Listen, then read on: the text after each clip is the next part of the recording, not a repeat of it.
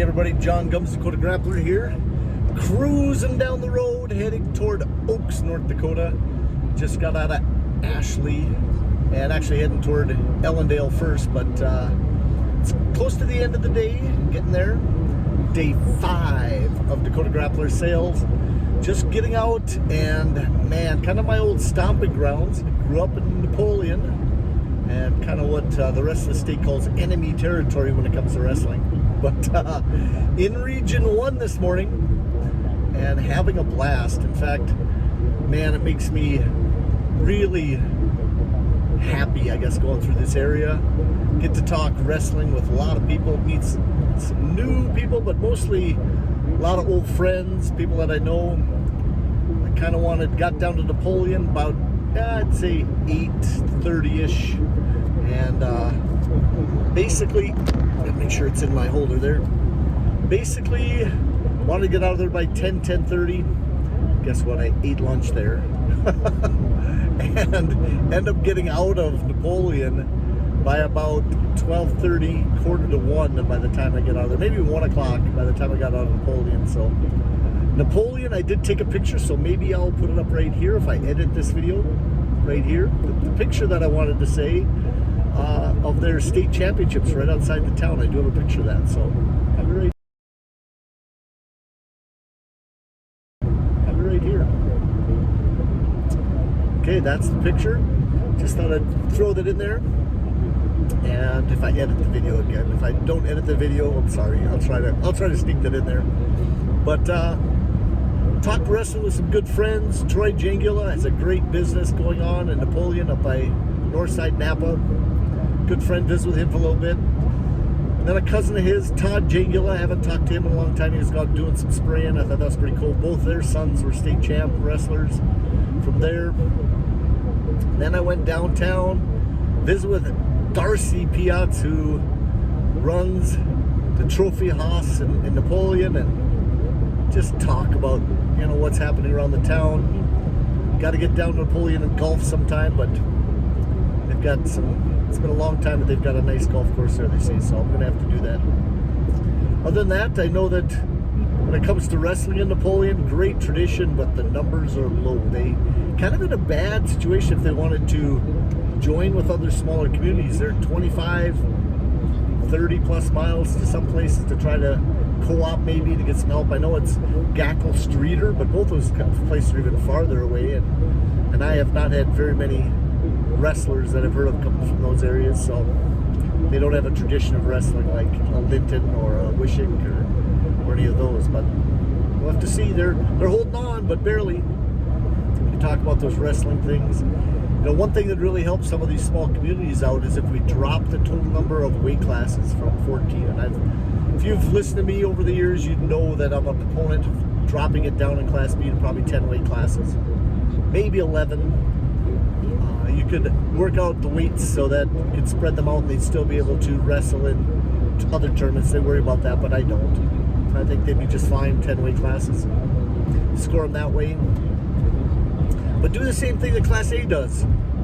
You know, add 3 extra wrestlers that you can put in at any weight classes come region time. Think about that for a second. What that has done for North Dakota Class A wrestling is phenomenal.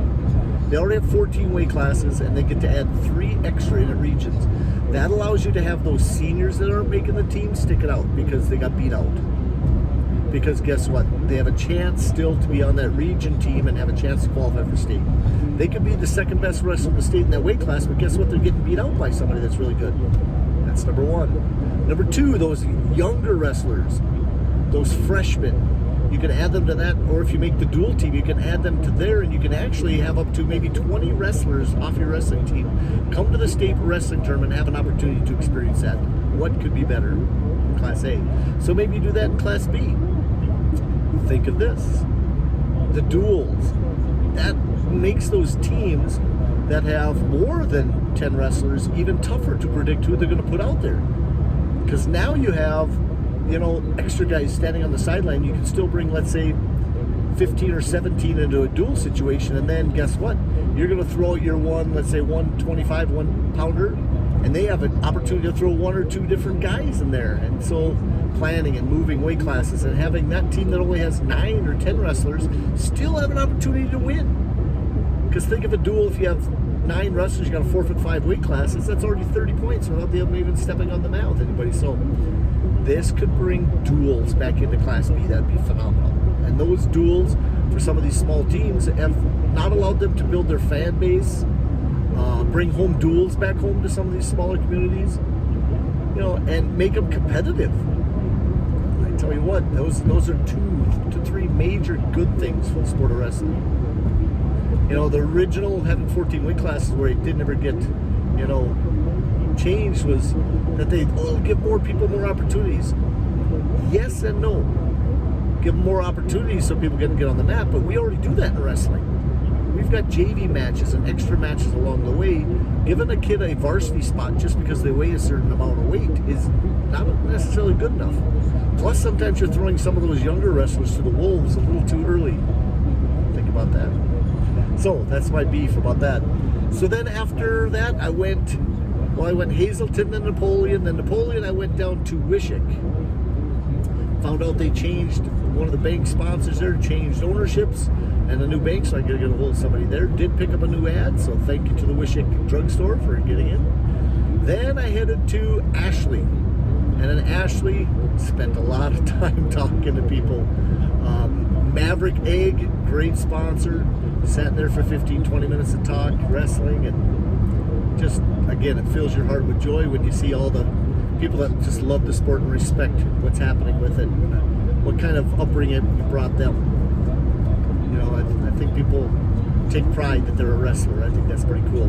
Some of these business owners, a lot of the business owners are ex-wrestlers, or wives of ex-wrestlers, or parents of wrestlers, that type of thing. Well, then after Ashley, I pretty much got done with there just a few minutes ago. Heading down the road, my next stop would be Ellendale, but it's going to be close to the end of the day. We'll see if I stop there real quick. But then after that, I'm heading over to Oaks, visit a great friend of mine, Corey Shaw, who actually wrestled just a little bit for me at Valley City State University. Has been the head wrestling coach in Oaks for many, many years. Had great success. Their numbers are a little down right now, but they still have some very good talent. He's also the baseball coach, so I'll get entertained a little bit tonight. They have a baseball game there against Ellendale.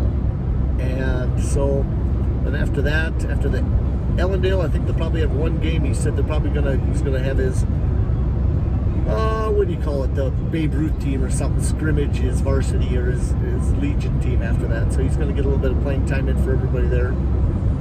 After that, we'll head out to the lodge and talk stories and you name it. The best part of the whole night. Get to BS with a good friend about anything in general. But then again, we'll have a lot of fun. Then tomorrow morning, I'm going to quickly run into Oaks and sell what I have in Oaks. Head up to Lemoore. Then from Lemoore, head over to Edgeley, and Edgeley to Lisbon. Lisbon to Valley City. Valley City North. We'll have to determine from that, but I believe maybe hit... oh man, it's going to be tough. But I want to get in Devil's Lake by tomorrow night because I'm going to do a live show. I was almost done talking to you guys, but I'm going to do a Dakota Grappler live tomorrow night, 7 o'clock planned. I'll have Ray Rinksmeyer from South Dakota, talk USA Wrestling down there, and then I'm also going to have Bill on. Bill should be on. Then we'll have a couple North Dakota coaches that coach the girls come on. Okay, and I mentioned that before, Tony Fugelberg, and man, I'm going name blank, but of course our wrestling coach from Mandan too. I'll get that on there. So I'll make sure I get his name in the broadcast. I'll put out the media stuff for that later tonight and put that out so people can bookmark it. Then also, if you haven't caught that, I also do this into a podcast, so you can go over to Apple, iTunes, or wherever one of those places and catch all the podcasts. Now this is going to be our 145th Dakota Grappler Live. I'm very proud of that. So we're doing that to make sure wrestling gets the publicity they deserve. Like I always say, go out and promote wrestling. Make sure your young gentlemen get an opportunity to get recognized for what they do. It's a hard sport, but the greatest sport ever. Wrestling. Okay? Guys, have a great day. We'll talk to you later. That is day 5, Dakota Grappler sales. We'll talk to you again tomorrow. Bye-bye.